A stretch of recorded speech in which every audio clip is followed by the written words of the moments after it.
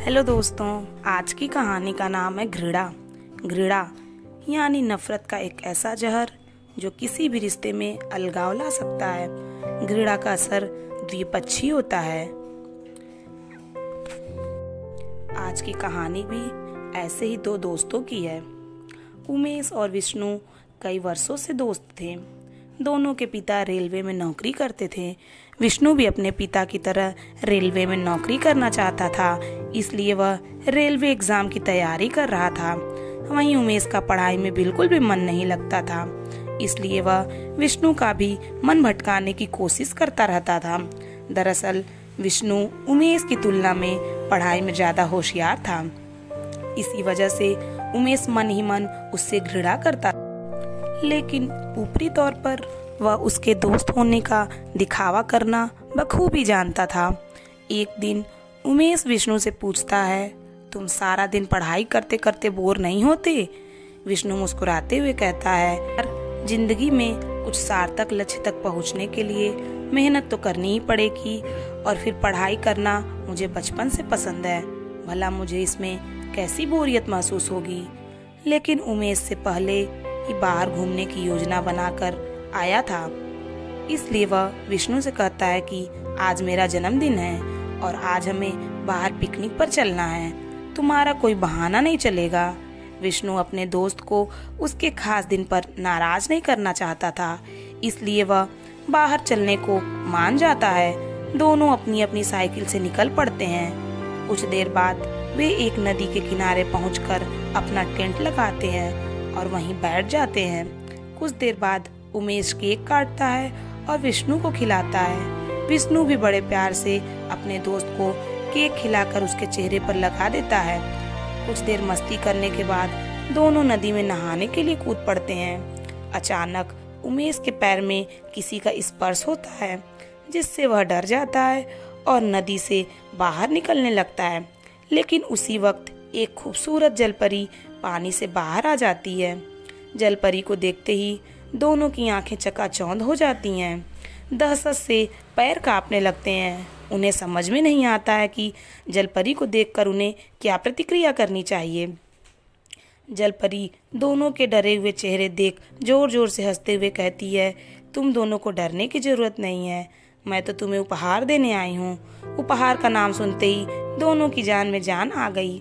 उमेश लालच भरी आवाज से जलपरी से उपहार के बारे में पूछता है। जलपरी नदी के अंदर से 2 पत्थर निकालती है और एक पत्थर दोनों को देते हुए कहती है, ये चमत्कारी पत्थर है और हर पत्थर केवल 2 ही इच्छाएं पूरी कर सकता है।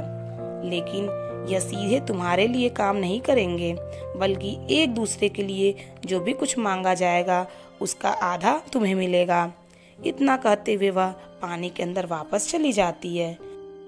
विष्णु को थोड़ा संदेह होता है, लेकिन उमेश की खुशी का ठिकाना नहीं था। वह उछलते हुए नदी से बाहर निकलकर खुशी से नाचने लगता है। कुछ देर बाद दोनों वापस अपने घर पहुंचते हैं। दोनों यह बात अपने घर के लोगों से छुपा लेते हैं। उमेश को मन ही मन लग रहा था कि विष्णु तो पहले से ही उससे बेहतर है, वह उसके लिए क्या मांगे।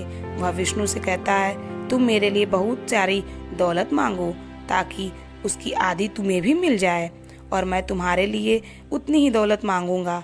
विष्णु अपने दोस्त को समझाता है, धन दौलत तो हम बाद में भी कमा सकते हैं, हमें कुछ और चीज मांगनी चाहिए। लेकिन उमेश उसकी बात नहीं सुनता। मजबूरी में विष्णु को उमेश की बात माननी पड़ती है और विष्णु के कहते ही उमेश के पास दौलत का खजाना आ जाता है और शर्त के मुताबिक उसका आधा विष्णु को भी मिल जाता है। इतनी दौलत देखते ही उमेश का दिमाग चकरा जाता है। वह लालच में आकर सोचता है कि मैं तो अब धनवान बन गया, क्यों न विष्णु से उसका सब कुछ छीन लिया जाए ताकि वह मुझसे आगे न निकल सके। और वह जलपरी के दिव्य पत्थर से विष्णु को पूरी तरह से अपाहिज करने की कामना करता है। लेकिन शर्त के अनुसार उमेश के शरीर का आधा हिस्सा भी अपाहिज हो चुका था। विष्णु अपने दोस्त का छल देखकर दुखी हो जाता है। उसे यकीन ही नहीं होता कि उसका दोस्त उससे कितनी घृणा करता था जो उसने पत्थर से यह मांगा। उमेश को सबक सिखाने के लिए विष्णु अपनी दूसरी इच्छा में उमेश की सारी दौलत छीन लेता है। दौलत छीन जाते ही विष्णु के सामने गिड़गिड़ाते हुए कहता है कि मुझसे गलती हो गई, मेरी दौलत मुझे लौटा दो। लेकिन तीर कमान से निकल चुका था। फिर भी उसे रोते हुए देख विष्णु उससे कहता है कि मैं तुम्हें अपनी सारी दौलत दे दूंगा, लेकिन पहले तुम मुझे पूरी तरह ठीक करो। दौलत मिलने की लालच में उमेश पत्थर से अपनी दूसरी इच्छा में विष्णु को पूरी तरह ठीक करने को कहता है और अगले ही पल विष्णु पूरी तरह स्वस्थ हो जाता है। लेकिन परिणाम स्वरूप उमेश भी अभी 1/3 शरीर से अपाहिज ही रहता है। दोनों इच्छा पूरी तरह होते ही पत्थर अपने आप गायब हो जाता है। तभी विष्णु वहां से उठकर जाने लगता है। उसे जाते देख उमेश लंगड़ाते हुए उसके पास पहुंचता है और उससे उसके वादे के अनुसार दौलत देने के लिए कहता है। लेकिन विष्णु उसे किनारे हटाकर उसकी जिंदगी से हमेशा के लिए दूर हो जाता है। दरअसल उमेश के घृणा के भाव ने विष्णु का दिल तोड़ दिया था। अपने दोस्त के जाते ही उमेश को अपनी गलती का बहुत पछतावा होता है। उमेश आज भी पश्चाताप की आग में जलते हुए अपाहिजों की जिंदगी जी रहा है। दोस्तों, अगर आपको यह कहानी अच्छी लगी तो प्लीज़ लाइक और सब्सक्राइब जरूर करें।